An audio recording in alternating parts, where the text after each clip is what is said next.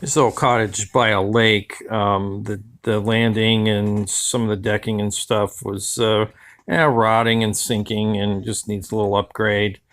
Going to try to give it a nautical feel with going to replace the landing posts with those round poles I got from Tractor Supply. They're treated. They were only about 18 bucks a piece. There's a set of 3 steps on either side of the landing there. I'll end up redoing that at some point, but not now. Just going to get the worst of it. First, I had to get under the deck and jack the main deck part and jack up the middle of it because it was sinking. I got a little beam there and some poles with some footing blocks. I couldn't really get under there to dig. It was only about 2.5 feet tall. And then straighten that out and got my posts in.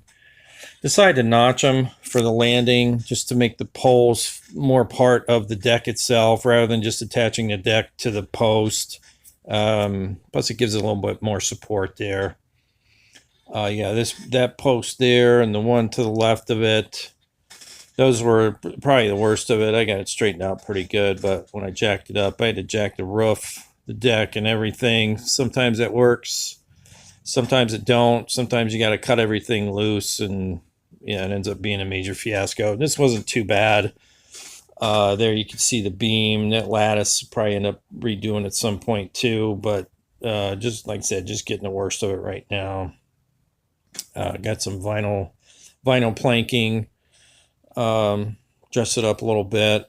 A little less maintenance, I guess. And then the rest of it's just treated lumber to end up being stained. Excuse me. There you can see the old deck compared to the new stuff. Yeah, it was probably a good 2 inches, I guess, that it sank. This side was a lot worse than the other side, but yeah, they both needed done pretty bad. It's an accident waiting to happen. So yeah, the treated stuff there end up staining the same color as the house, extending that side there on the right all the way over and the left all the way over as well. And then on the to do the railing, it's a rope rail.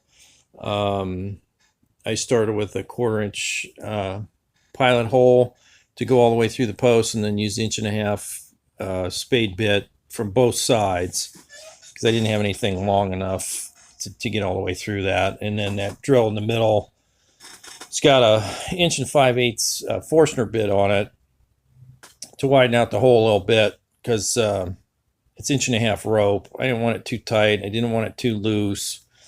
But in hindsight, after I did pull the rope through, I wish I would have made it like 1.75 inches maybe, because the rope swelled up a little bit. I think just from sitting, I think it loosened up. But holes came out pretty clean.